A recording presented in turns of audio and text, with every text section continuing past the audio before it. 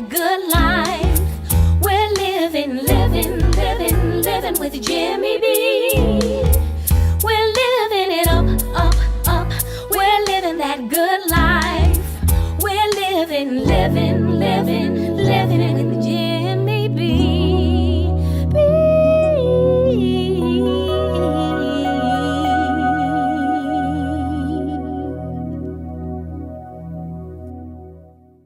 Please like, share, and subscribe and hit the notification bell so you'll be notified each time I post another video. Hello, and welcome to this episode of Living with Jimmy B. Today, I'm excited to share with you my surf and turf recipe for battered shrimp and T-bone steak. Let's get started. Okay, so I'm just going to marinate my meat. I don't want to use any salt because I don't want to draw the moisture out of the meat. So I have garlic powder,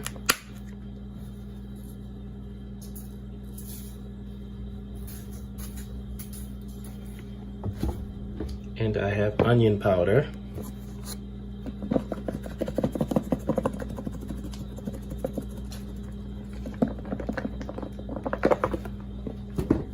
and recently I started using, well, it's been about a year, I've been using the Montreal seasoning. I really like it.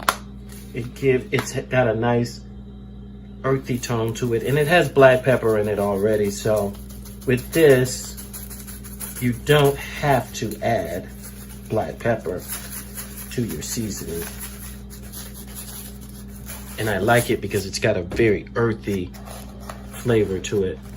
And so I'm just gonna give this a little, I just want to make sure that it's in there, that it doesn't fall off when I turn it. Just gonna give this a little rub. Then I'm just gonna turn it and do the same thing to the other side.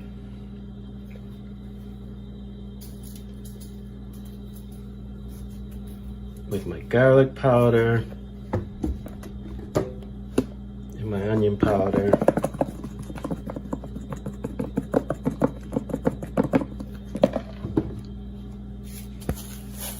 And my Montreal seasoning, which I'm a huge fan of. I don't like to over season my steaks because the steak is, it's a high-end cut, and you pay all this money for it, and you want the flavor of the steak to shine through. You don't want to add too much to it. And what's the name of this steak? This is it's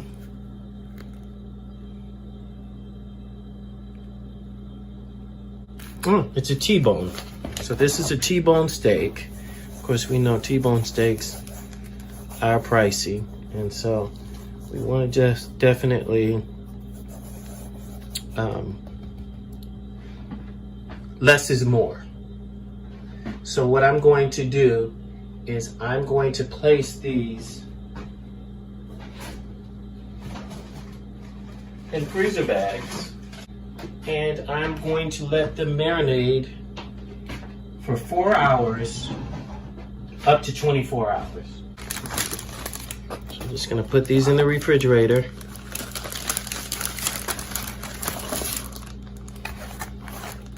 And let them marinate.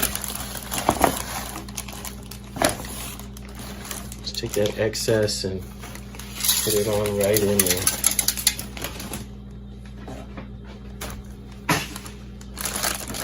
And I am going to refrigerate it, and I'll see you back.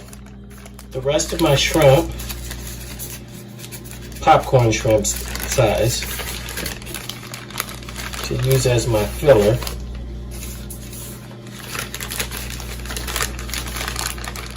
Just going to chop it. I'm not really concerned about what size they are. But it's going to add volume and texture to my jumbo shrimp, so that's the goal.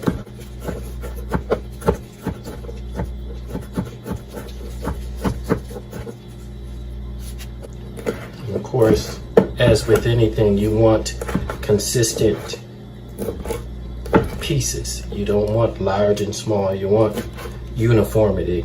So let's go through and make sure that everything's the size that we want it to be.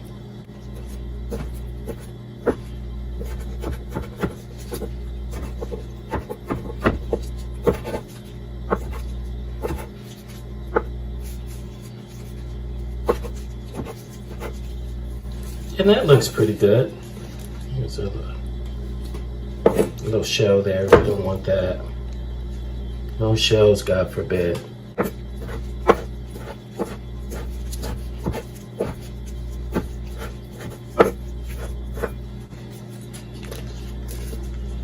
Here's another shell. Get rid of that.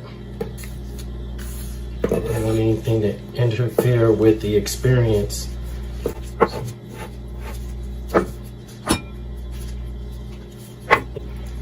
So here we are. We have, I think, a good consistency.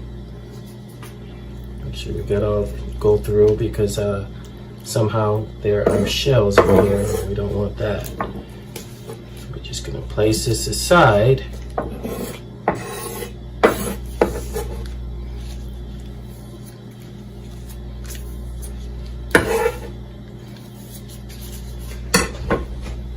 Going to season this with our Old Bay.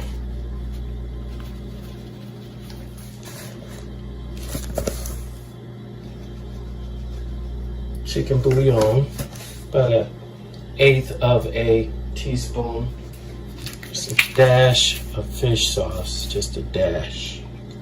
We don't want anything to overpower our shrimp. MSG, and just a dash of adobo because it has salt in it. So here we are, and I have shrimp, and I'm using the smallest shrimp that I could find, and they're cocktail shrimp. And I'm just going to take half of these, which is about a cup and a half. And I'm using the smaller shrimp because they're more economical. They cost less, and I want to make a paste with them. And this is, of course, Old Bay seasoning. And I'm just going to use a little Old Bay seasoning, some chicken bouillon, about 1.5 teaspoons of chicken bouillon, and I have fish sauce. I'm going to use about 1 teaspoon of that, maybe a little less, maybe 1/2 teaspoon, because this fish sauce is very pungent. And I have cornstarch, so I'm just going to add my cornstarch. I want to say I'm adding about 1/8 of a cup of cornstarch, and I have about 1 cup of water. And so I'm just going to add the water to it because it's going to help me make the paste. And then, of course, I always like to use a little garlic. And I like the adobo because the adobo has salt in it. It's a seasoning salt. And so it has plenty of garlic in it, and it also has the salt that I need. Instead of adding garlic and salt, I like to use the adobo, and it has other ingredients as well that I like. Just gonna add a little white pepper because I don't like, and this is just about a 1/4 teaspoon.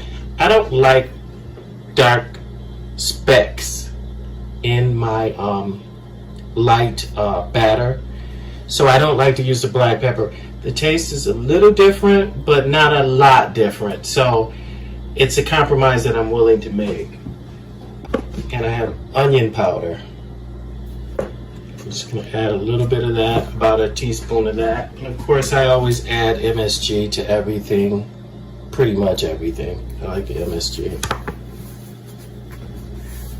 About 1/4 teaspoon of that. I'm just gonna cover this.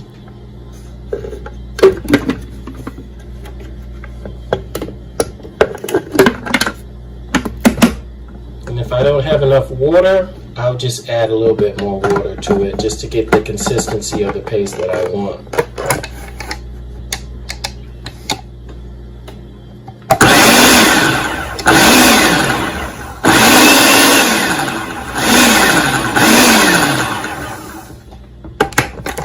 And so what I'm thinking is that the paste is not quite thick enough, actually, which I'm a little surprised because I thought it would be too thick. I think I want this paste a little bit thicker than that. So I'm just gonna add a little bit of cornstarch. A little bit goes a long ways.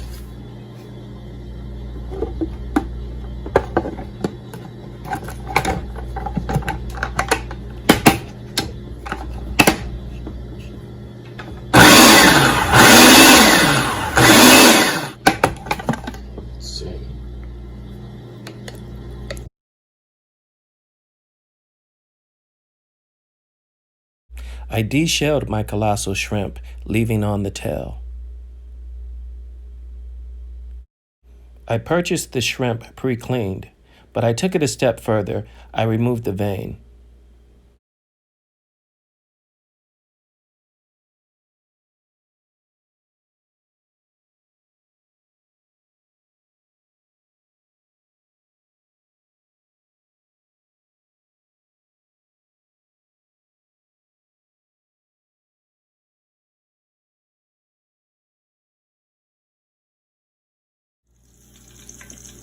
Paste in the palm of my hand.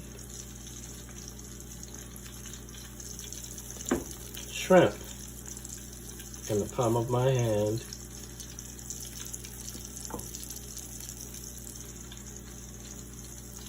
Few diced shrimp in the palm of my hand and just fold it in. See how this goes.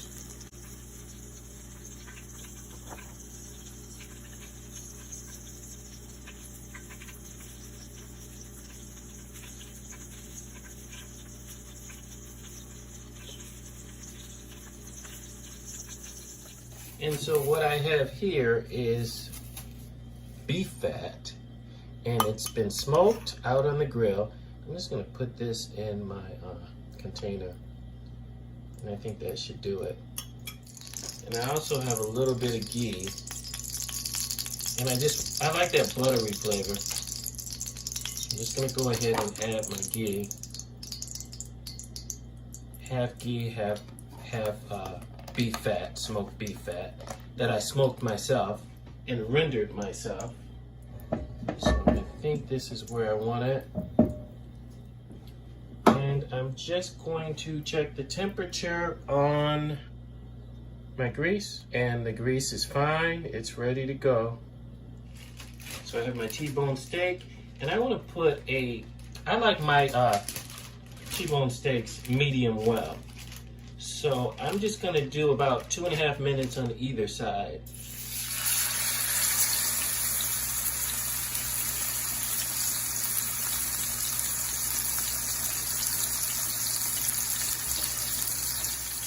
I have my breaded shrimp. And this is power fried, so I'm just going to do about 2.5 minutes on this as well. Nothing worse than rubbery shrimp that have been cooked too long. So we definitely don't want to go too long on this shrimp.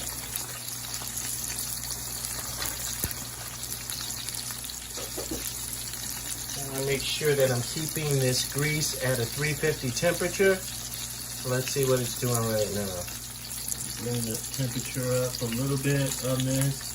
I had to reduce it just a little bit because it got a little bit below. It got a little too hot, so I'm going to increase it a little bit. So I think this is ready to flip.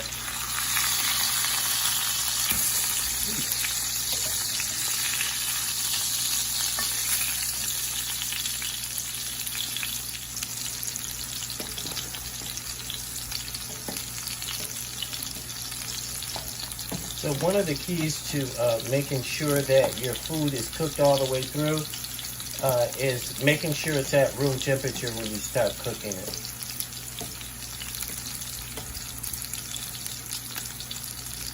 And this was at room temperature. And I like what it's doing. I'm gonna let it go for maybe another minute and then I'll pull it out.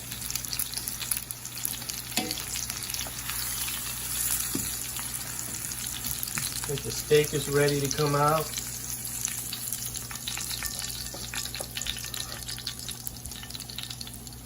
And it's ready to plate. Doesn't that look delicious? We're living it up, up, up. We're living that good life. We're living with Jimmy B. We're living it up, up, up. We're living that good life. We're living with Jimmy B.